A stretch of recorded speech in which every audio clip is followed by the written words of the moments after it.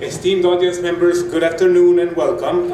If you were planning on attending the session on how to match the match fixers, you are in the wrong room. Namely, we will be talking about the media narratives under scrutiny. We have 4 presenters here. And before I even invite the first presenter, I would invite you to come sit a little bit closer if you don't mind. The first 4 rows are indeed typically reserved for members of the press, high roller sponsors and so on. Well, we are not expecting very many of them here today. So if you don't mind, I really would encourage you to come sit a bit closer for a more intimate experience. My name is Simon Licen and I will be your moderator this afternoon. So media narratives under scrutiny, and we will hear from, I think our panel will be a good mix of people from a great mix in terms of gender, diversity-wise, but also in terms of geographic representation. So we will hear from 3 countries, or I guess our presenters come from 3 countries, and so that is always a good starting point. We have 1 hour and 45 minutes, so again, each of them will present for 10 minutes. Maybe I will not be overly strict when it comes to enforcing time limits because we have time, but I will certainly make sure to leave enough time for discussion and questions and comments in the end. We look forward to that, we always do. Now, without further ado, the first presenter is an assistant professor at Arizona State University, and Sada will be presenting about Lance Armstrong's hero narrative and performance-enhancing drug discourse in American TV broadcasts. Enjoy. Sada.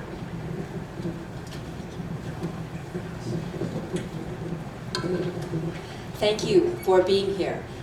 Before I get started, I want to say that if you were at the conference 2 years ago, some of what I say will be familiar because this has been part of a long-term project. Okay? So I've been looking at the coverage of Lance Armstrong, and the reason why I chose him was because of how renowned he was. And it's not Lance Armstrong research per se, but I use him as a lens to test larger theoretical things. Oops. So the reason why I got into this is because I used to be a sports writer, and I did my doctorate at the University of North Carolina, Chapel Hill, 4 years ago. And I have been interested from beginning to end in looking at what influences how sports journalists do their jobs. So if we have a sports journalist here in this picture, we have a variety of things. We have individual things happening in our personal lives. We have the culture of where we work. We have strict deadlines. We have access to resources. And these things are going to ultimately influence the content we can produce. And this matters because that one interview we didn't get, or that deadline that is approaching, that is going to ultimately shape our audience's perspective. That is going to be the lens, as it were, of that baseline framework that they are going to stem from when they are judging people. I don't mean judging like judging. I mean looking at a situation, using their judgment. Oops. So the theoretical lens that I have looked at on this is the use of myths. When I say myths, I don't mean made-up stories. I mean stories that package people and events into categories that are easier for us to understand, but it's not necessarily intentional. So for example, if a journalist is writing a story about a fire in a building, the way that information will be presented is almost formulaic in a way, in that there will be maybe a victim, a hero, a villain, but not necessarily intentional, but this is how, when information is organized, this will be presented in that way. Now it's helpful because as content creators, it helps us organize what's going on. We have all this stuff that we have to organize and put it in a presentable, understandable fashion. The drawback is that it's very easy to silo people into stereotypes. Once someone has been presented as a hero, so to speak, for a while, it is hard for the public to grasp them being a villain right away, and vice versa. Once you've been packaged a certain way for a while, Even though you are the same person you've always been, that's not necessarily how the public will see you. Now, in American sports journalism, the hero myth has been used a lot for a long time, over 100 years. And there's a formula to this, that usually when you're looking at a feature story about an athlete or a coach, early on in the story, and that can be either text, you're reading, or broadcast, it starts off about their humble beginnings, and then some sort of adversity, and then how they overcame it, or they died trying.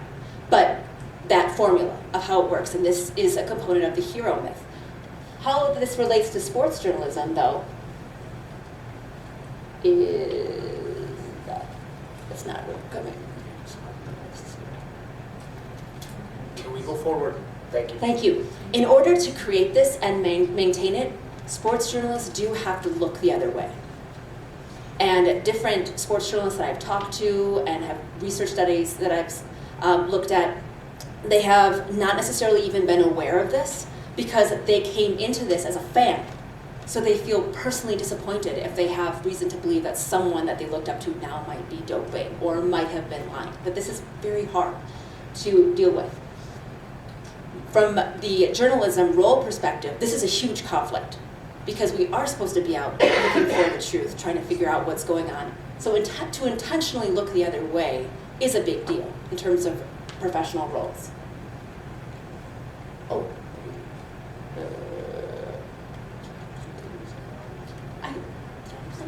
Yes. Oh wait, okay. Whatever you did, it worked. Thank you. Thank you. Okay. So a study that I started working on a few years ago was looking at the hero myth in Lance Armstrong print and online coverage. And I was surprised by how it was not as prevalent as I thought it would be.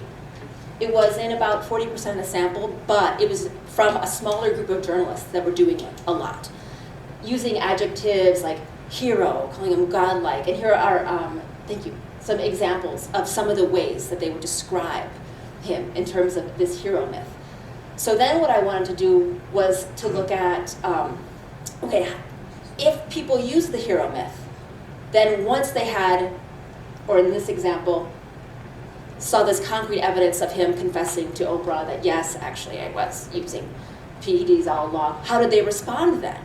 Did they see this as a violation of their professional roles? Like, oh, were there different questions we should have asked? What are we going to do in the future in terms of coverage to avoid creating these hero myths and then eventually having a hand in pulling them back down into being villains? And what I had found in this early part of the study was that sports journalists did not do that. I did not find a single instance of a sports journalist seeing this as something professionally that should be looked at, of our roles, how we do our job, of what should we do going forward, instead of us being part of this roller coaster of building up athletes, pulling them back down. It was mostly about just what a jerk Armstrong was, and he did this and he did that, and saying things about we as fans being disappointed. So in this current study that I've done with Allison Forbes, a graduate student at Arizona State University, was looking at broadcast, and thank you, and looking at how this hero myth is used not just in audio, but in visual. And what we found was that reporters did use the hero myth and the things that they said in about 28% of the sample, far more than what sources did and Armstrong himself did. But the real kicker came in the visual portrayals. Now this is where it gets exciting, where we see this transition from a hero to a villain myth come in. So more than 50% of the visuals portrayed him as a hero. And this was intertwined with the color yellow, big time. Yellow jersey, yellow bracelet. So we found it wasn't just about a hero myth anymore, it was about him being a cancer survivor as well. And how intertwined these things were. This did vary between networks, whereas the things that were said did not. Most of the networks, they were the same in how much they did it, but visuals were a big deal in our sample. And of course that changed over time. So early on, like 1999, 2000, it was a lot of this, lot of yellow, lots of talk about him being this cancer survivor, intertwined coverage with Live Strong, like the Cancer Foundation. But then as more and more of the coverage turned toward talking about doping accusations, those things fell off. So we did not see, as this myth was turning more into a villain, those champion images, the yellow, it died off. So they did not intertwine quite a bit. Now the reason why this matters for us going forward is that this verified what I was seeing in the earlier research, is that it's intertwined. I don't remember ever having a conversation in the newsroom, or even now as an academic, of us sitting around saying, what are the ramifications of us building up people as heroes? And like, this is just a normal part of sports journalism. And so to even have this discussion with sports journalism students in the field is needed, especially since, hold on, I didn't get to that last one. Can you move it one more? Oops, sorry. Back to the glasses.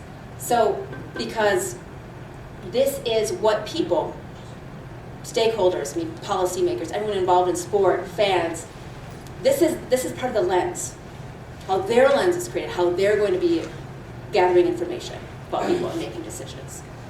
Thank you.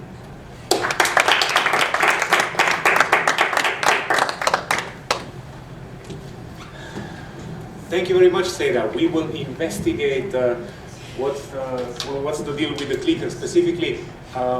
Do we have any spare batteries back there? Let's try changing the batteries. This will help. And meanwhile, we will go from a former journalist presenting to a former public relations professional presenting. Brad Horn is now professor of practice at Syracuse University. When I met him 2 years ago at Play the Game, he was the communications director of the U.S. Anti-Doping Agency, the way the world turns. Today he will present about a measure of credibility in sports organizations. Brad, go for it. Thank you, Simon. Thank you all for being here today. Sada, great research and insight. As Simon mentioned, I'm former communications director for USADA. 20 years in a sports public relations background prior to becoming a professor of practice last year at Syracuse University. So the title is Trust in Us, a measure of credibility in sport organizations.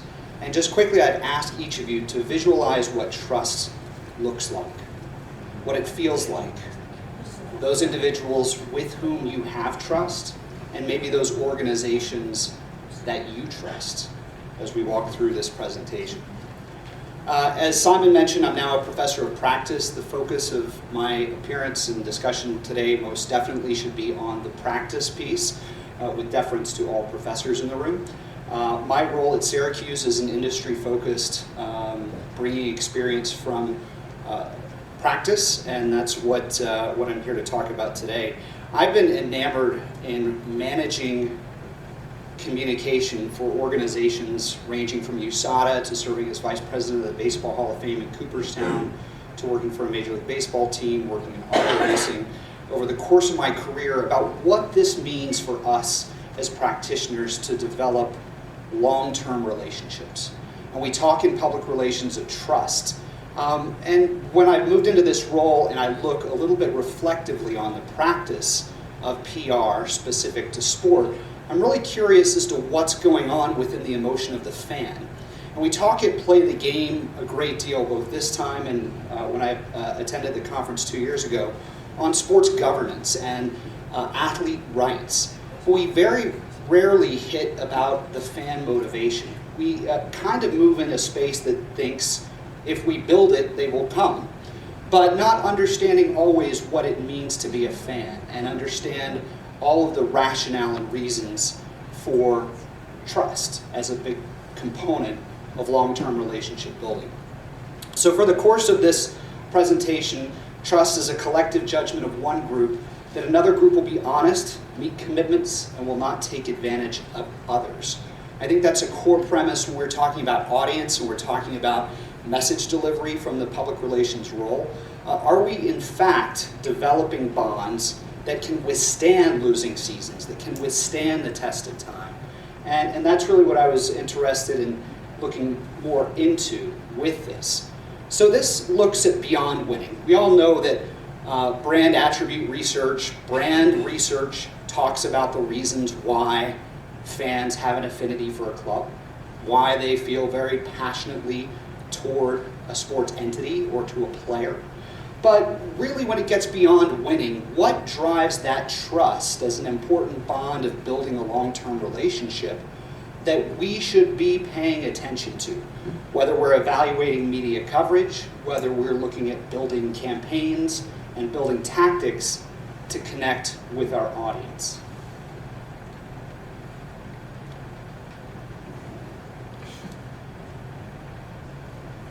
So there's 3 dimensions that I see when it comes to identifying trust in sport. Consumer, how do they value the role of trust? An organization, what are the ways in which you need to build and maintain that trust? And finally, from the role of the media, what are the mediating effects that influence consumer trust? This is a much longer project in process. For today, we're going to focus on number 1. What does the consumer value? Trust is something that hangs in the balance each and every day.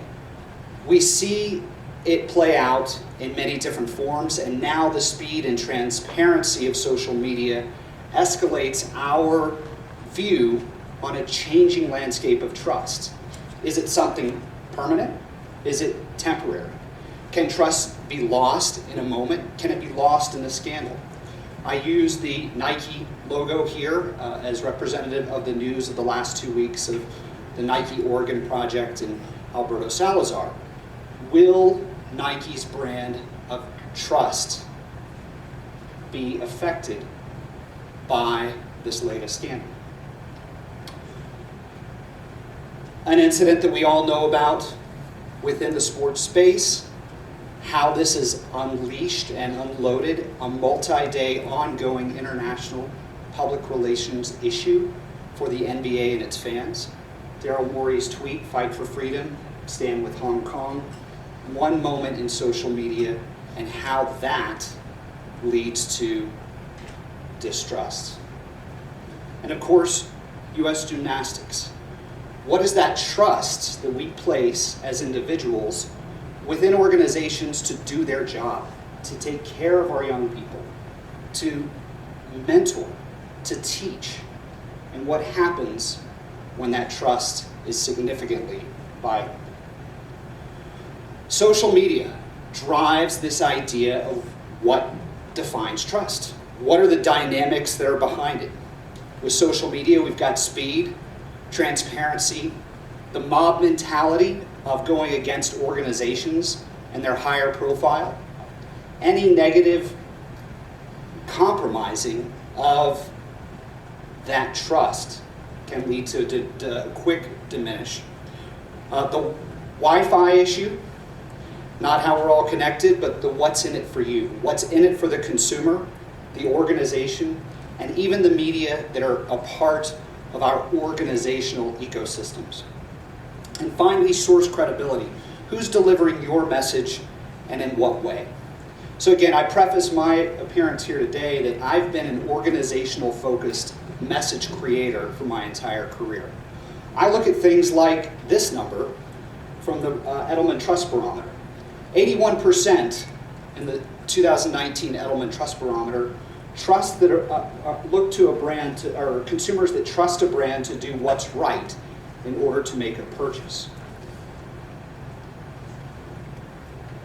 Looking at this through some industry focused research I've done, 80% have said it's important to trust in sports organizations in order to identify as a fan. So in this study with hundreds of self-identified sports fans, these numbers very much compare to an international average of trusting a brand in order to be a consumer. We take it a step further, and we see that 58% of these sports fans trust in a sport organization is important to them to being a fan. So this idea that I wear your gear, I support your cause, I will buy your ticket, 58% is largely dependent on identifying that they have trust in that organization. However, only 51% of those fans believe that sport organizations are in fact concerned with their trust. So what does this really mean? When you look at some of the factors that lead to fan trust and rank them on importance, surprising to see that the majority identify integrity issues, and those issues of integrity of management and players outrank things like value for stadium experience, transparency of release of team and player information, consistency of pricing and policy, an ethical stand on an issue, or team participation in community events. So as sport organizers, where we focus our time, we've got to make sure we're focused on the integrity piece. And then the potential damaging factors that can violate that fan trust. 64% feel that a decision that demonstrates a lack of integrity far outpaces factors like consistency of pricing, value for stadium experience, and community participation. So this idea that credibility, if we sell it to you, would you believe it? Fans are in fact not taking it at its surface value. And to me, in this era of trust, in this era of building identity based around a sport organization, a sport fan, we have a lot to learn about what it is that fans are expecting from their organizations, and how can maybe their need for trust and integrity play out. So what causes that damage to trust? Most likely factors to damage trust in an organization: 42% the off-the-field player, coach, or misconduct, poor on-field sportsmanship, outranking things like deceiving promotions or doping to gain an unfair advantage. This was a point I was always curious in while working for USADA. Why is the public not more motivated to care about doping issues? As some of this study shows, they're just not motivated. They just don't care. Potential factors that can damage that trust within these same categories: unethical team business practice far outweighing and outranking any other dimension for fans. So the what's in it for you? For a consumer, you've got to think as an organization, and as we think about sports, what we sell, what is meeting the expectation of today's consumer, because their expectations are far different than in years past. Organizational integrity matters. What we do, how we prevent crises, how we plan is critically important. On and off-field conduct is in fact what people are watching far more than variable ticket prices or sponsor promotions. And the care about our ethical business practice is in fact something that others don't just talk about, but that we have to practice in order to connect with today's audience. So thank you for your time.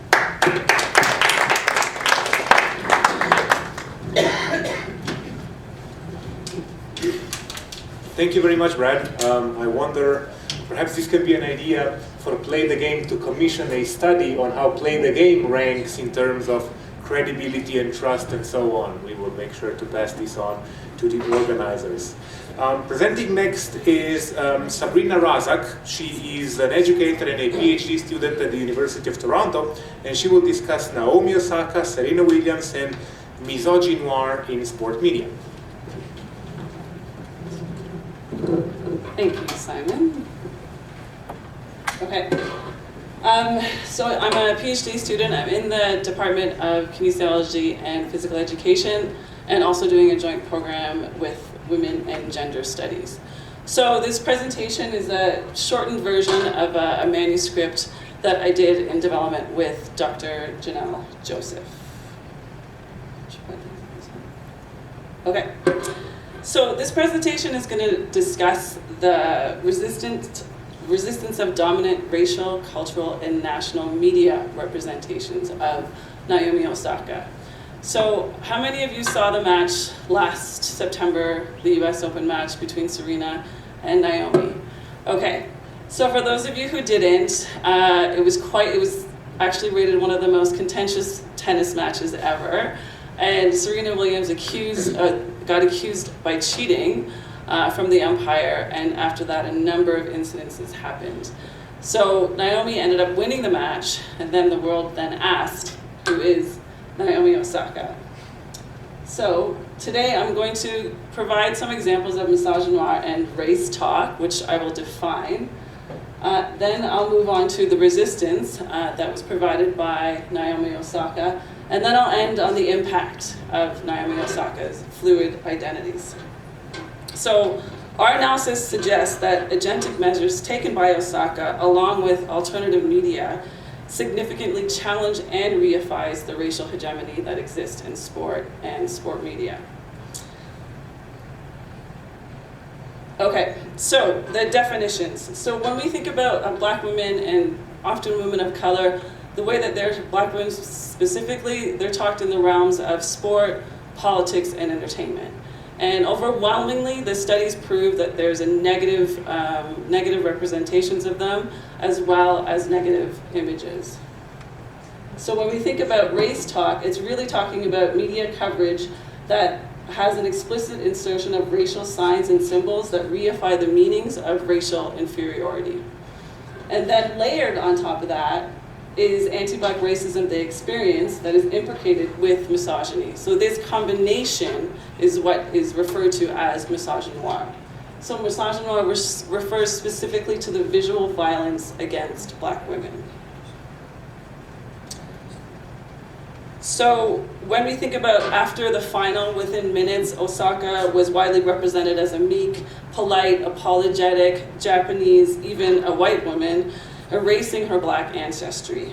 This presentation argues that the representation of Osaka's diaspora has led her to adopt a strategy known as disidentification. So disidentification may be read as a survival strategy for minoritized subjects that we believe Naomi frequently deployed. Disidentification is about cultural, material, and psychic survival. So it's really about managing and negotiating historical trauma and systemic violence. So these strategies and practices used by Osaka that constitute disidentification, for the most part, are more readily available to subjects whose class privilege gives them access to systems of representations. So the next slide, the next three examples, I'm going to illustrate race talk and misogynoir that was directed at either Serena Williams and Naomi Osaka. So this was a cartoon that was published in the Australian Herald a couple days after the US Open. And as you can see, Serena aligns with racial stereotyping, yet Osaka is depicted as a tiny blonde, straight-haired, innocently close to the referee on the right side of the rules. So yes, to be fair, Osaka did have blonde highlights, but when her depiction as petite and light-skinned, it really acts as an intentional foil for Serena, for whom racist media representations are a permanent issue. And shortly after the final, Osaka went on to win the Australian Open, and one of her sponsors, a Japanese noodle company, Licen, actually lightened her image without her consent, effectively erasing her blackness.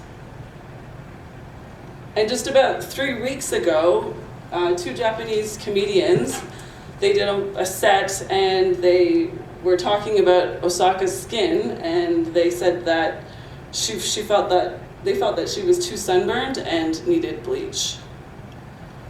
So of course, in the face of media backlash, of course, Licen apologized for their advertising campaign, citing a commitment to humans. The comedians also apologized. But the Australian Herald, despite international backlash, you had even J.K. Rowling's tweeting about it and many celebrities condemning it, they felt emboldened to run the editorial cartoon again, and many months later, the publication was brought up to a tribunal court, and they arrived at a verdict that actually proved that they did not actually breach any journalistic standards. So each example demonstrated how misogynoir is predicated on the normalization of humiliation and erasure of black females and their accomplishments. So Naomi Osaka, her mother was born in Japan and her father was born in Haiti. And she was born in Japan and she lived there till she was 3. And then she moved to Rhode Island and lived with her paternal grandparents till she was about 9. And then the whole family moved to Broward County, Florida, and trained there. And that's when her father decided that they were going to compete under the Japanese flag. So they have dual citizenship until recently. So Osaka's national identities are often questioned during interviews and press conferences. And for mainstream media, Osaka's black heritage is inconvenient. The media chooses to represent an image of Osaka that is not linked to other black female athletes, including emphasizing her Asianness, light-skinned, soft-spoken nature, and Japanese heritage.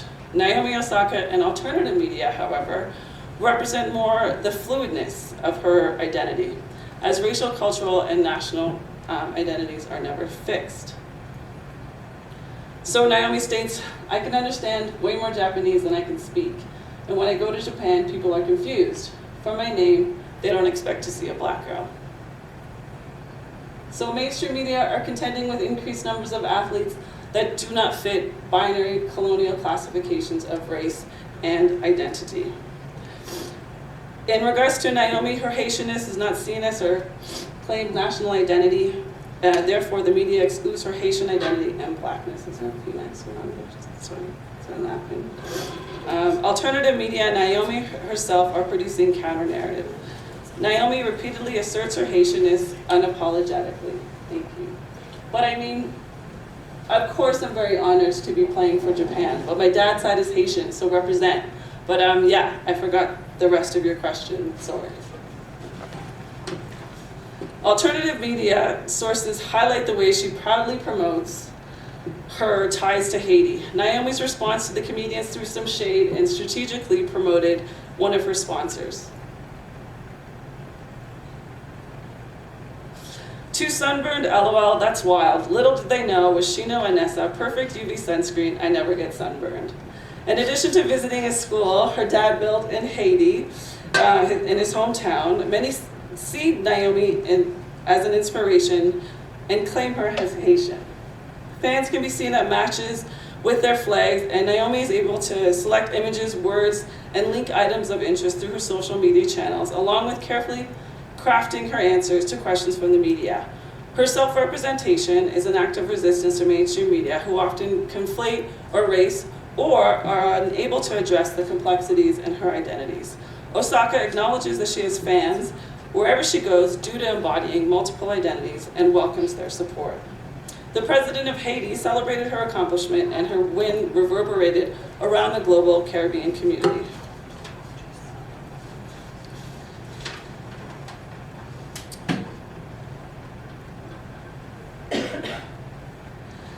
So although this presentation is a condensed version of the original manuscript, the purpose is to highlight how complexities of identities require more of an understanding by the mainstream media. The mixed identity of Osaka continues to render her blackness invisible and contributes to experiences of misogynoir. Her Japanese nationality and dominant narratives of Asianness became the story that enabled her to be read against Serena Williams. Dissenting views and disidentification were present in alternative media, providing counter-narratives. Why is this important? What is the future of media accountability? I believe the curtain has been somewhat lifted in regards to media practices. The media produces meanings of the world that continues to influence discourses that reproduce gendered and racist ideologies of female athletes. Dissenting views and a recognition of the vilification and erasure of blackness were present in alternative media. This influence and amplification served to illuminate misogynoir in this particular examination of Osaka and Williams. Alternative media has the power to shift representations. The collective intolerability of misogynoir aimed at Osaka is more frequently being captured by news outlets that at times forces media platforms, companies, and individuals to be more accountable for their actions. Now, as researchers and journalists, we must continue to seek data that sheds light specifically on media platforms, persistently working to disrupt dominant narratives, can create more consumable knowledge that can potentially shift harmful racial, national, and cultural representations of women in sport. Thank you.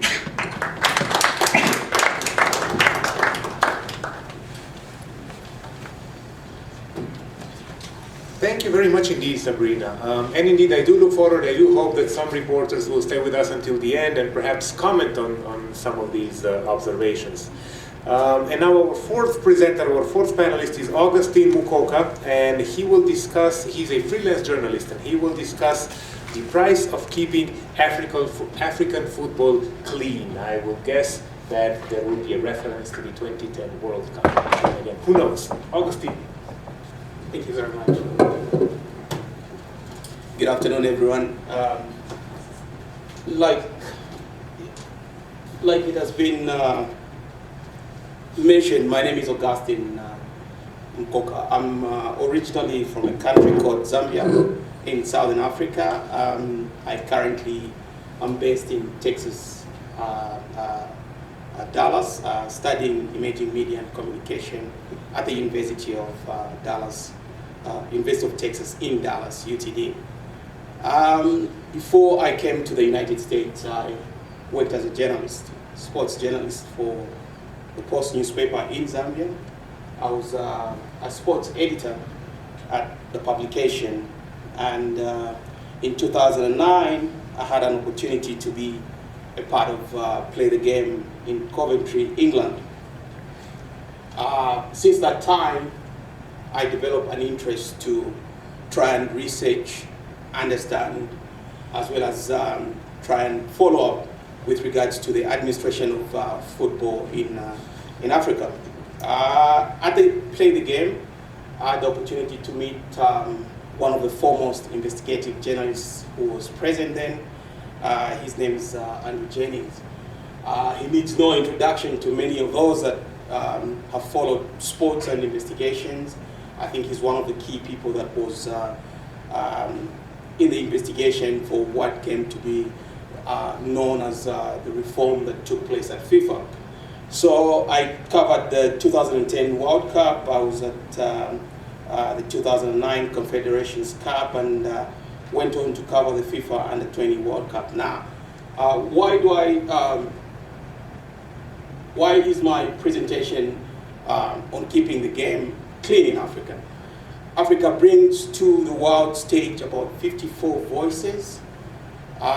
Sadly, these 54 voices are highly manipulated, and they favor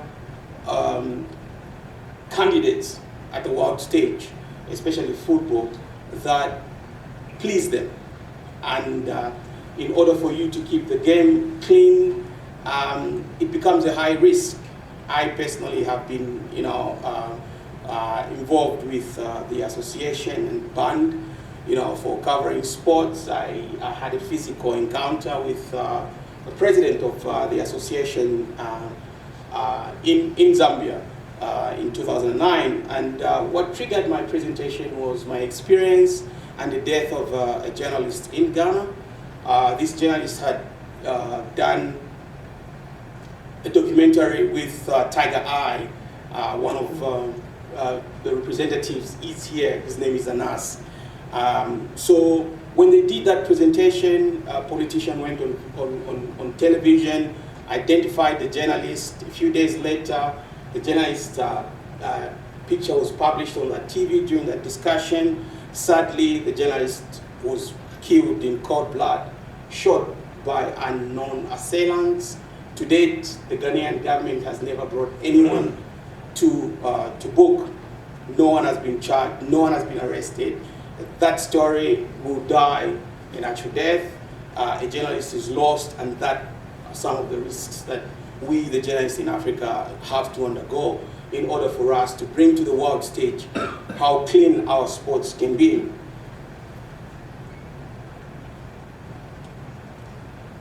Going forward, this is a broader perspective of a research that we continue to do about African sports journalism as well as management. But do African journalists, are they ready to, to go into the field and be able to capture some of these stories. Unfortunately, it's not guaranteed that their protection, will be available. They are at high risk. It explains, for instance, why it took the Sunday Times of England to be able to reveal that 54 heads of African football associations were invited by a known businessman in the Middle East, to be funded for a campaign that later did not materialize. So these are some of the things that we are looking into, how we can protect journalists, how we can be able to make the African game clean and sanitize it from what it currently is. For instance, at the moment, FIFA has taken over the African football and they are managing it. But what are the journalists in Africa telling? What story is there that they're telling? What is it that they're bringing to the world? For instance, in 2010, South Africa was accused of paying $10 million, as a payment for them to win having won the World Cup. But again, the man who was at the center of this $10 million payment, his name is Danny Jordan. He has risen to the position of vice president in that organization of CAF.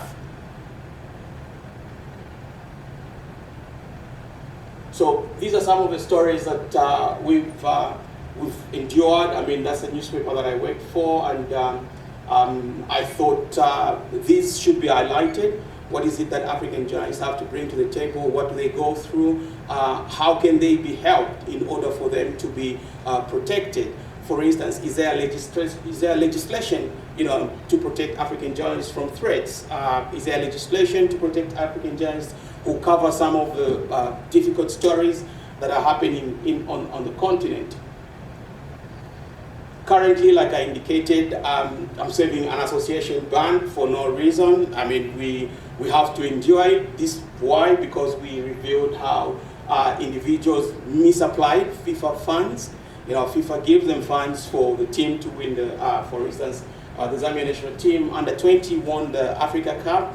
Having won the Africa Cup, FIFA pays the money. When FIFA paid the money, the association gets the money. They distribute within themselves without considering the players or the coaches, without accounting to them for that money. Then they go ahead and ban a journalist just for the sake of revealing that story.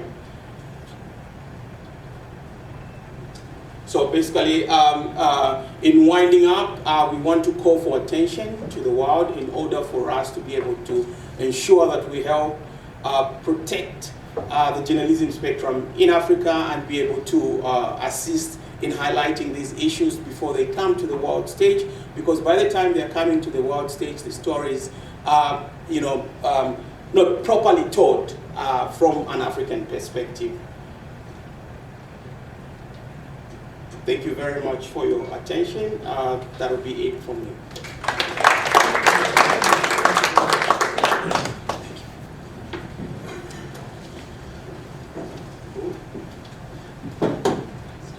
Wonderful. This was interesting indeed.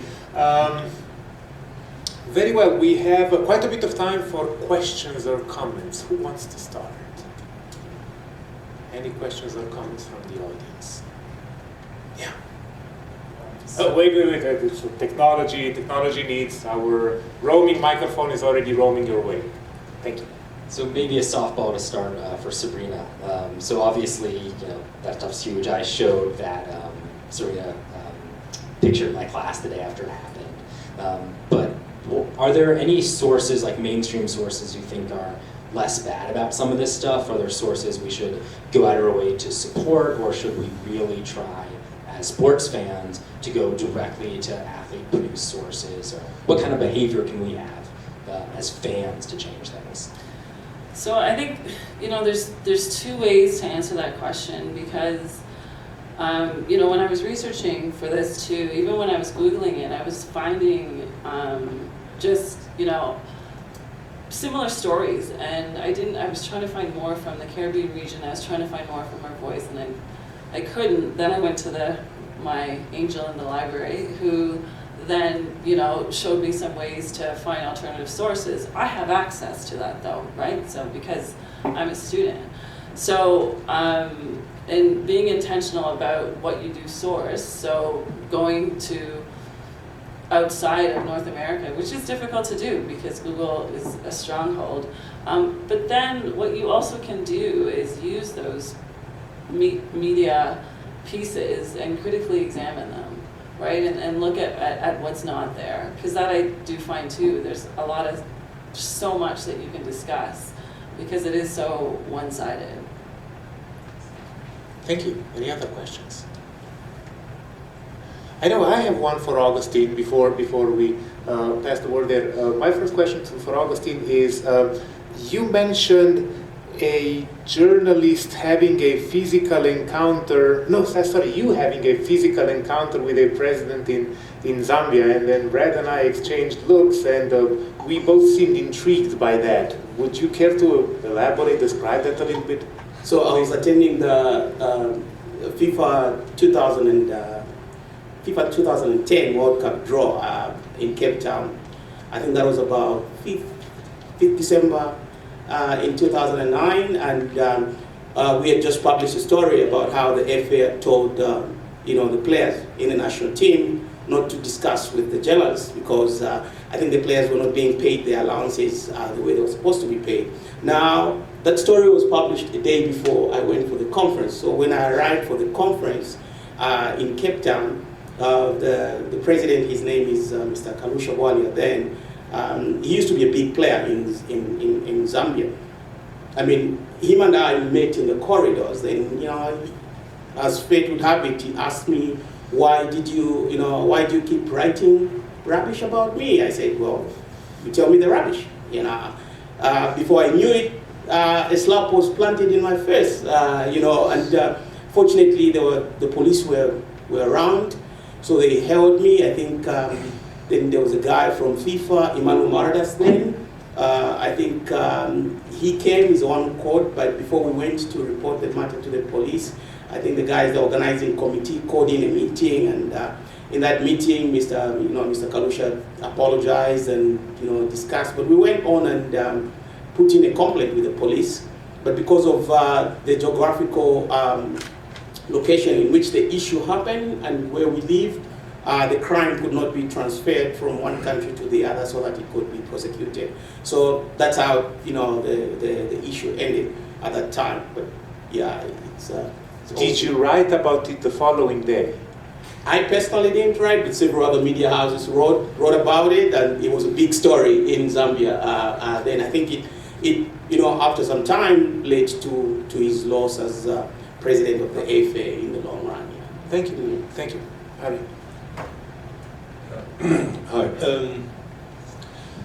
A comment or a reflection, whatever it is, to Sadori's interesting presentation. I think, what you're touching on is the fact that sports journalism is different from other journalism, actually, because there is this hero dimension. Actually, you want heroes to cultivate and so on. I have a similar example I come from Norway. It's nothing illegal to it, but it related to Ole Gunnar Solskjær, who now is the manager of Manchester United. And he was appointed a year ago. And the Norwegian journalists, they went crazy, actually.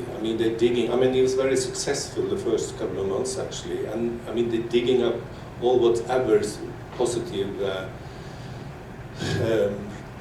view and claims about him, actually.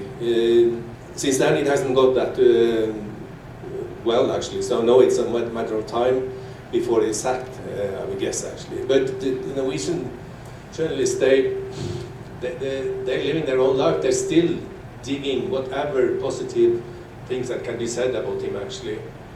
And I think that's something we have to accept about sports journalists. On the one hand, it's sad because of all the money and all these corrupt things and whatever negative things that's going on there. We need a critical journalism, absolutely. But there's one, someone said it was, some said so many years ago that sports journalism is written by people who can't write for people who can't read, actually. And there is something in it, actually. I mean, when you need heroes and so on, you swallow a lot of things, actually, you wouldn't swallow in other dimensions and other aspects, actually. Unfortunately, but and the way I see it, much of the good critical journalism, sports journalism, is done by other journalists, not sports journalism, actually. If someone can conjure some and change that, I would be very happy, but I'm quite pessimistic on it, actually. I don't know if you risk being slapped by Steve, who's sitting next to you, and he is a journalist and editor himself, so maybe, I don't know if he is one who cannot read or one who cannot write, who knows, but I will let you. Maybe both categories. No, I mean, I think, you know, the perspective that I have is that a lot of this, as we talked in a session earlier today in sports, is real insiders talking to a real insider audience, and that's one of the challenges that the business faces, is that we don't address our content to a broader audience, and to maybe touch on the Lance Armstrong theme. We have, in my business, we've written about him extensively for 20 years, and it's the amount of heat and controversy that this can generate even today is remarkable. I mean, we've had in our business, we've had people quit or resign in disgust because we might have written an article about Lance Armstrong. And we've had, on social media, we've witnessed, huge controversies back and forth. And the remarkable thing is that even today, he generates, extremely strong perspectives on both sides. The people that are in the cycling media and that know the sport better tend to be sort of negative and tend to, play up the villain side of the story. But a huge population out there, in the States anyway, still maintains the sort of the hero side of the story. And so anytime a story like this comes up, you can be sure that it will generate a huge amount of controversy. And the media is often criticized, and I've been criticized about writing about Lance Armstrong just simply because it's going to generate a lot of clicks. Whether you firmly, vigorously agree or you vigorously disagree, you can be sure that if you write a story about Lance Armstrong, 100,000 people are going to click on it. So it's I wonder if Lance Armstrong is becoming the Michael Jackson of cycling, or maybe even the Michael Jackson of sports. Still a very controversial figure in a way. It's hard to say that. Do you want to comment on that? Sure. Yes, understandable to both comments. So for me, what continues to, I don't know what word to use, surprise me is how when I was a sports writer, I didn't really think about these things.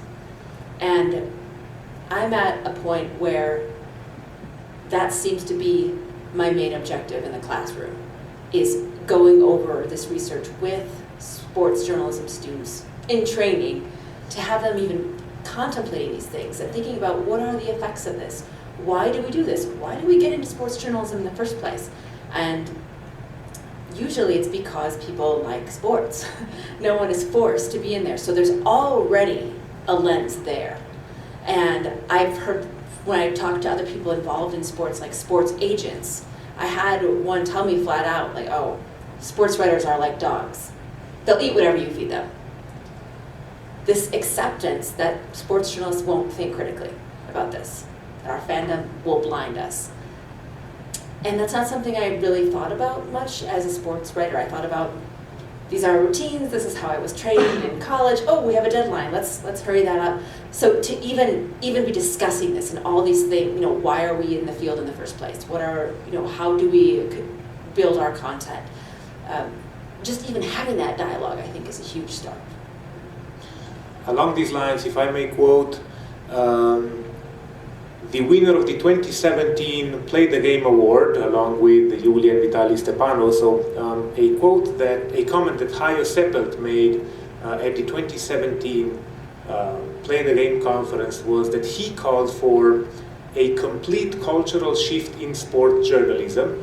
In his opinion, it needs a much higher level of intellectual understanding of how sport works, and there is a big problem in sports, that people think that we are partners, and here by we are partners he meant journalists and sports officials, let's say governing body officials and so on. No, we are not partners. We are on opposite side of the river, and people should understand that. But most officials, they are used to journalists who obviously do what they want them to do, so that is a problem. And if you do not have this cultural shift in journalism, and journalism in sport is nothing different than journalism in politics or in economics, then we will have the same discussion in 10 years again. Wonderful segue into a question there. And again, this was Hayo Seppelt 2 years ago, Play the Game. Yeah, just in responding to that, there's a lot to that. I think the fandom aspect is a real detriment to sports journalism. And to be quite frank, to sports communication studies. We have a lot of people who have never been in the locker room. They're fans of the game, and they write about the same things over and over. And I wouldn't just look at journalism, I would look at the study of it as well, because the same topics keep cropping up over and over. And then on the Lance Armstrong story, I think it bears mentioning that Europeans didn't dislike Lance Armstrong for doping. They disliked him for lying about it. And they did not appreciate having their intelligence insulted over and over. So I think Armstrong, I can't help but think that the same belligerent people commenting on Lance Armstrong's heroism are the same belligerent people commenting on someone else's at this point in time. I won't mention the name. He's a public official. So, anyway. No, thank you, yeah. Yeah, please do. I also think, I don't feel what's been talked about too, especially in a North American perspective, is the culture of sport journalists and who is reporting sport, and thinking about the perspectives that are being shared. Like, it is still a 95% white male industry, and although people might say, like, within sport broadcasters there has been a cultural or a representational shift, even studies have proved then that they align with the way that sports are traditionally reported, and out of fear, really, that they will be out of position if they don't. So I think that's an important conversation when we talk about insiders talking to insiders. It's also who within that insiders gets to be. So with the alternative media or digital media spaces that sometimes are discounted by sports journalists as not being legitimate, I think that it has to be recognized that even to be a sports journalist is a privileged space, and to get to be one too, it's not as if it's an easy endeavor to do for the marginalized. So those voices often get silenced, and that's why I think too you see the rise of people going to social media platforms and blogs and alternatives, because they want diverse voices, and it's also keeping the media more accountable, because there is still such a stronghold of who does get to report the news, quote unquote, legitimately. And I would add that as the manager of message for organization, we're far different than 10 years ago when the message was advance and cater to the homerism piece. We're not developing communication strategies that are designed to say, come out and support the team. As content creators, we're managing complex social platforms. We're addressing issues that have never been a part of a sports communicator's landscape. And I think what's interesting to me in seeing this is that fans are in fact far more critical thought when it comes to the messages that they receive from organizations. It's not simply you're throwing in free parking, so of course I'm going to come. It's about what are you standing for, what are your organizational values, where's the integrity that I expect from your brand. I agree, and I think Lance Armstrong was softened up by all the drug scandals in baseball, going back to Balco and Tom Verducci's piece in Sports Illustrated. So, did you have a... No, go ahead. Okay. And then the one other comment just on the hero thing. It might be worth looking at the hierarchy of sport journalism, because a lot of the writers at Sports Illustrated are anything but hero worshippers. They fancy themselves on, Tom Verducci exposing 50% of baseball players allegedly using steroids, or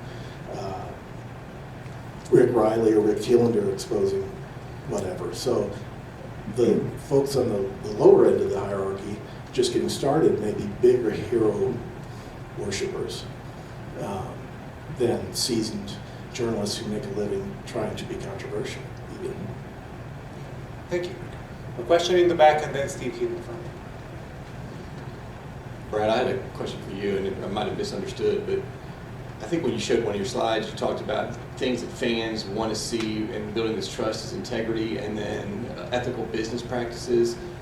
But then when it came to taking a stand on an ethical issue, that was lower down. Is that something you've looked at, or how are people defining ethics and what ethics matter? I sort of found that interesting when I'm looking for trust. It seems interesting that they're not really concerned with ethical stances on issues. Right, and it was surprising to me that when the most important factor in building that trust was in fact integrity of the management and what the franchise stands for, but yet the unethical piece of what was the most likely factor.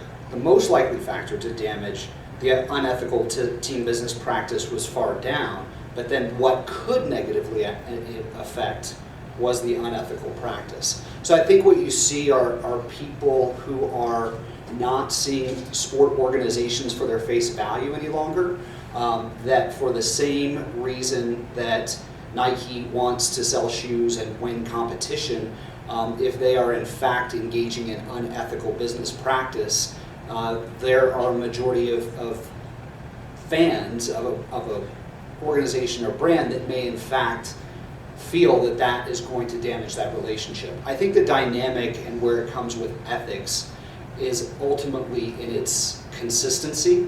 And I think that for a sports organization and for sports brands to understand that the messages that are advanced and the reaction to the inevitable crisis is that fans demand a stronger response. They demand timeliness. They demand transparency.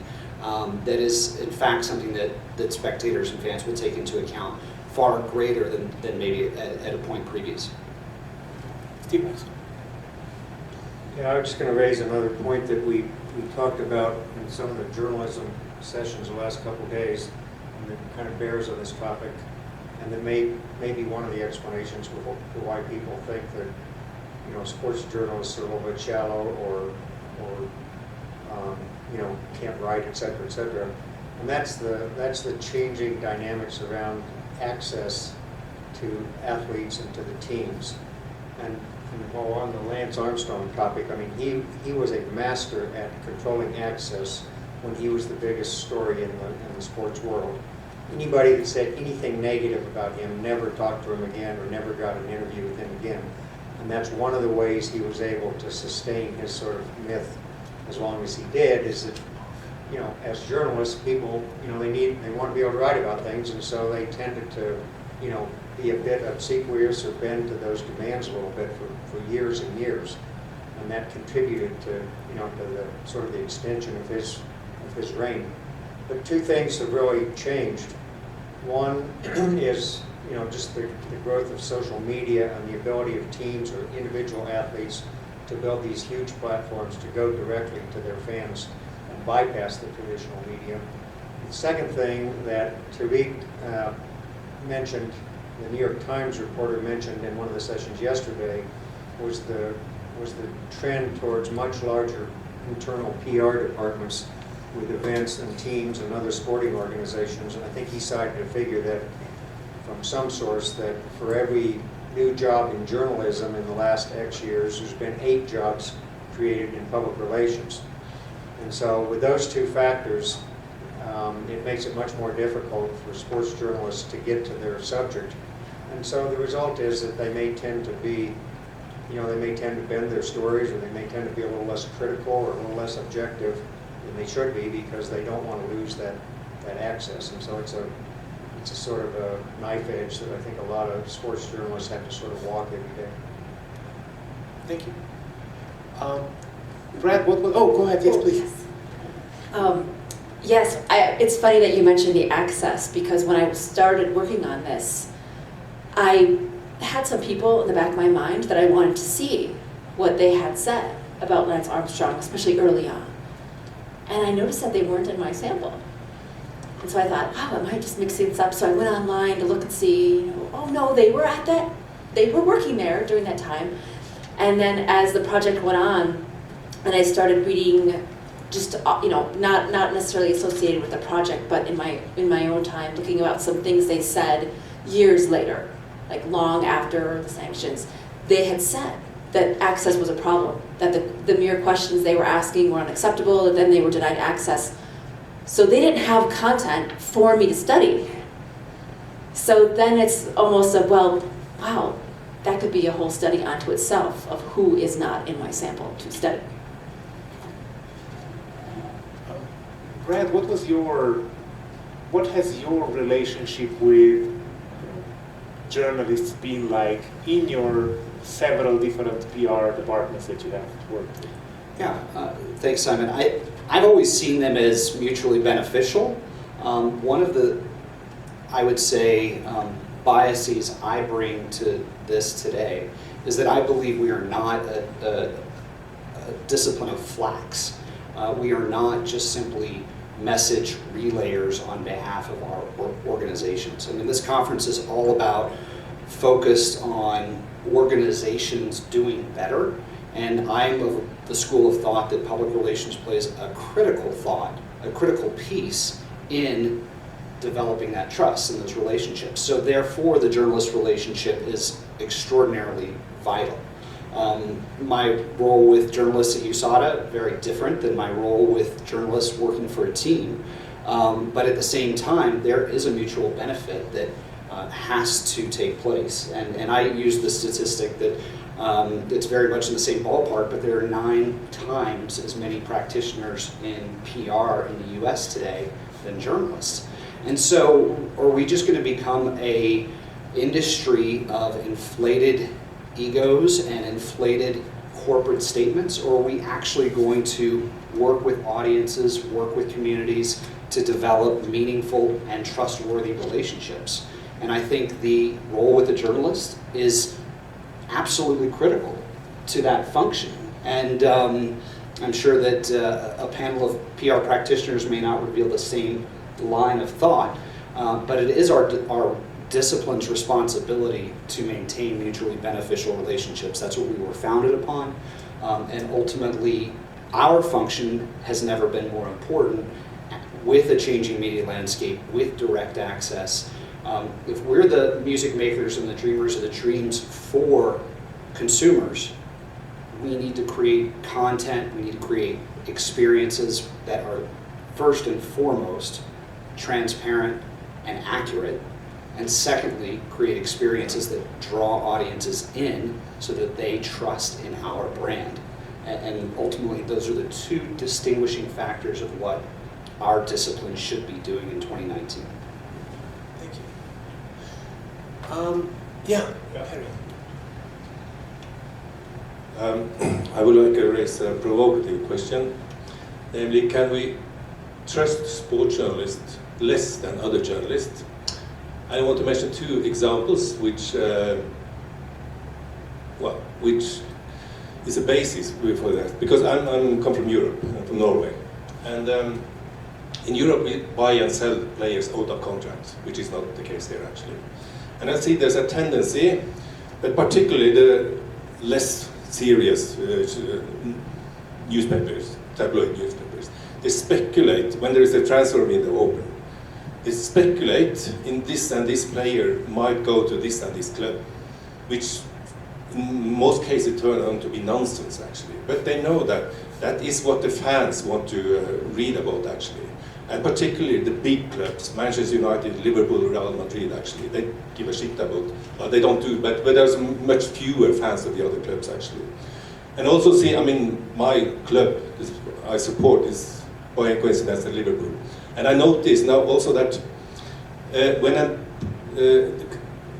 ex-player, ex-Liverpool player had done something bad, good or whatever actually, it could be several years since he played for Liverpool, but the headline is ex-Liverpool player did this and that actually. Not the club he's currently, it could be West Ham or a club much, much lower actually.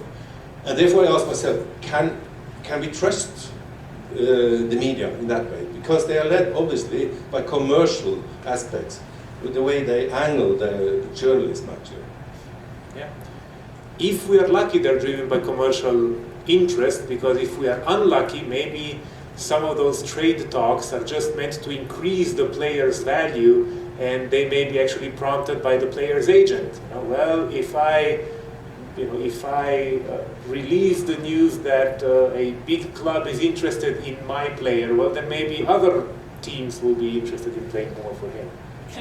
So that reminded me of the example that happened with Antonio Davis and LeBron James here in North America, where he wanted a trade, and then he went out to dinner with LeBron, and the media just took it and ran with it, and it was just speculation. But in the end, he ended up being traded to the Lakers. So it's an interesting question where the media puts speculation out there, and it ends up happening out of that speculation. So it's interesting. It's kind of like, you know, put it out there, and then the media will just take it and run with it, and it'll happen. So it's an interesting phenomenon. Thank you.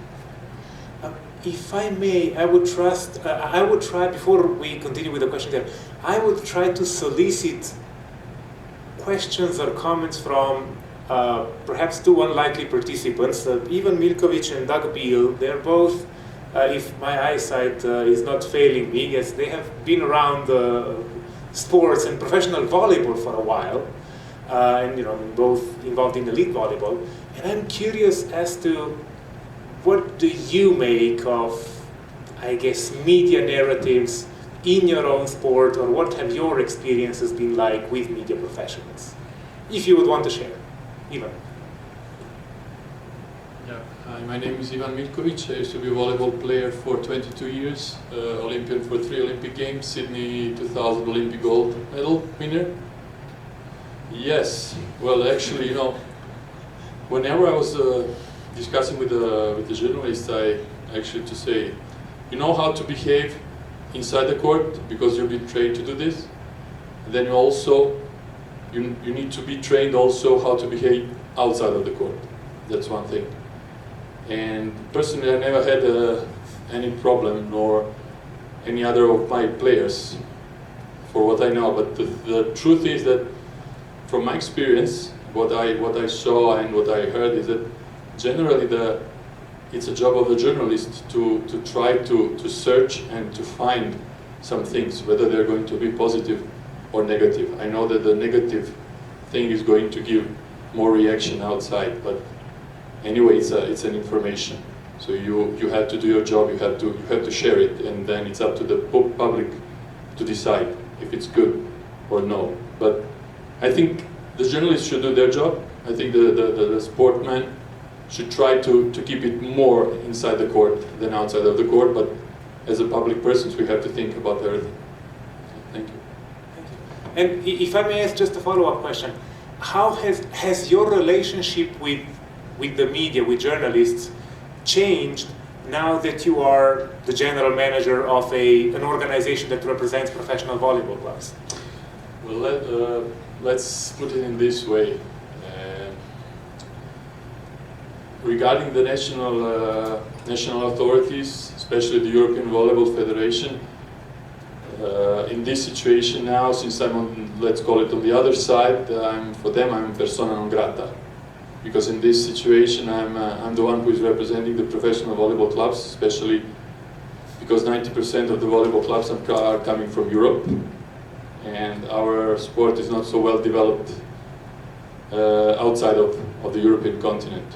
So, you know, I was in many situations when many people didn't want even to say hi. But if we talk about the journalists, you know, there's a big part of the journalists that in one way or another they have to support the, how to call it, the official politics of the European Federation.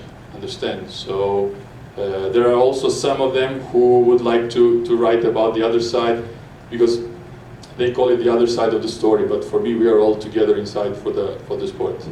From my side, for my association, I think the journalists can help a lot and can help us spread the story. And then it's up to the people outside to decide whether that story is correct, not correct, positive, negative, or whatever. Thank you. Thank you.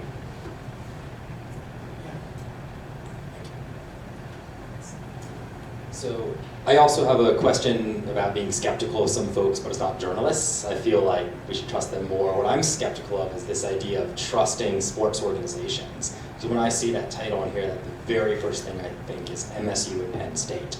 And you have, there's obviously the big picture, but you know, when it comes to college athletics, they're just rife with sexual assault and covering that up and trusting the organization. You see scandals with other bigger organizations and all kinds. So I'm wondering, I trust all this data, but given the realities of how big sports industries weaponize fan trust to support the institution or the club, is that something that we should be aware of? Are there special rules for maybe some on the panel to fight against this? Or? I will say that organizations do not think of fans' view on their organizational integrity each and every day. And that's the real jumping off point for me.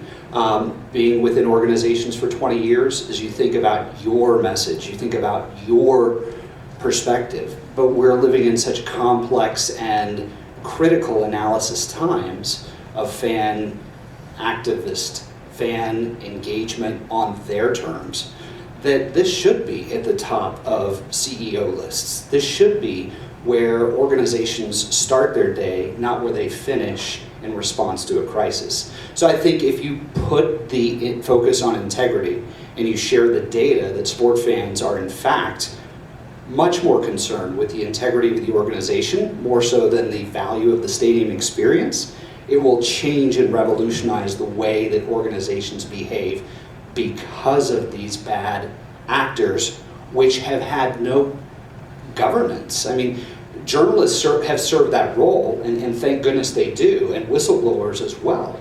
But if we're talking about a world in which sport plays a key role within community development, our organizations need to be held to the highest standard, and they need to start by understanding that those who are footing the bill are most concerned with what they do from an integrity standpoint. So I hope that helps. I'm not saying that that's where we are as sport organizations today. I'm saying I think that's where we need to be. Follow up? Sure. Yeah, thank you. That was fine. So one thing I'm interested in, if you've done research on, so I assume those like self-report kind of data on what they say they care about.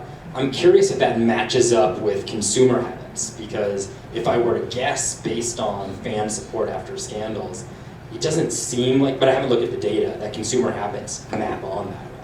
Yeah, and I think that's the real key piece, is that third point of mediated effects, of where do opinions lie post-crisis? Where is the fallout? And I think that maybe among the entire focus of media narratives, we're really representing the interest of those who are fans to sport. And so if those collective, I would say, after effects are noticed and noticeable, I think that maybe you see that in ratings, maybe you see that in attendance. The value choices and the time choices of audience are so varied and so fragmented these days that the old traditional models of thinking, if you simply build it or schedule a 162 game season, that people will be there. And I think that this is an important part that would show that. And I intend to look into that, so thank you for the comment. You had a comment there or a question there? Yeah. She's coming. I just wanted to mention the support for the fandom and the fans having trust in the organization. It assumes a lot about the fans being standing on the correct moral ground themselves. I happen to work at a university in the southeast with a very large football program, and their view of the program is tremendous. However, they routinely violate there's a prayer before every game at a public university. That it's just one thing after another, but to those people in that culture, they think the organization is tier 1 perfect, even though you can find one irony after another if you take the time to look. It's just, but we have to consider the culture of the fans. If they're, we have a coach who doesn't hide his own, and so. Yeah, and trust is so subjective, right? So trying to measure what are those attributes. But one thing that was a motivator for me in this and continues to be in my focus, we throw trust around as a industry buzzword for organizational fan engagement. This whole idea of, well, we build trustworthy moments and trustworthy experiences. To your point, we need to figure out what that is, and the trust dynamic of the university in the Southeast is going to be far different than a professional franchise in the Northwest. So those are going to be variable factors based on locale, demographics, all these different factors that ultimately organizations have to understand. If they're not able to appease all of the audience all the time, where are they making their own value decisions based on the values of their fans? And that may not lead to a revolution within sport, but it may help understand that you're going to have a very different dynamic as a media member or as a fan in an environment that the values are vastly different from yours or vastly different from a national perspective. It's a good, great point. Thank you. Any questions or comments? Roxanne. Hi, Roxanne Kosh at the University of Florida. You mentioned culture, so as you were talking, I've been wondering, what's the role of culture in all of your work, right? Sabrina, Japanese culture is widely different from ours. Is there racism in Japan? Yes. It's very different from the racism that we live in the US, which is different from the racism that you might go through in Africa or Europe, and based on every country it might be different. Sada, the Lance Armstrong drug thing, it was revealed by French newspapers probably 6 or 7 years before it came through in the US, and as a result, Americans literally mocked the French for accusing Lance Armstrong of doping. And so that became kind of this patriotic war among cyclist fans. So what's the role of culture in all of your work? Well, it's culture I find to be such a loaded term, and people's definitions of culture too, they differ. So I think, for my work as well, it's the culture of sport and the norms that, that place women of color and black women in situations where automatically they're not the norm. So they're in spaces all the time, and that's why I referred to the term of disidentification. There was a study where I got the term from, and it was after the golfer. They did a case study on Lorena Ochoa, and she refused to be identified as Latina. And that's what how the media wanted to represent her, and how the LGBA wanted to to represent her, but she wanted to be referred to as Mexican, and she felt that was her culture. And she was proudly Mexican, but then the Latina or the Hispanic community were judging her and condemning her for not being or identifying as Latina. But she would do things, every golf course that she played on, she would take out the maintenance crew for dinner, who was majority Latina, and then she also forced the LGPD to have the first pro golf tournament in Mexico. And that was her form, and that was how she identified, and that was her culture. So I think we have to remember that culture isn't fixed. It's fluid. It's changing. So I think what's important is that when we have these conversations, it's not falling back to that norm and realizing that these shifts in culture are important to be discussed, because then it just opens up who can be accepted and who can feel welcomed in these spaces. Thank you. I think I will slowly try to bring this panel to a close with a question for each of our panel, for a question that I will ask all of our panelists to respond, and I will start with Sada. And the question is, but again, it's the question for everyone, and which way do you expect the media industry to be going? Or if it helps you perhaps frame your response, what do you expect your key takeaway message to be in a similar panel at Play the Game 2029, 10 years from today?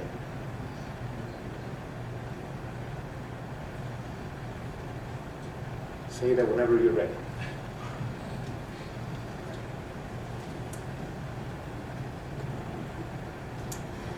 I would say some of the biggest challenges in sports journalism are the number of things that are presumed to be common sense.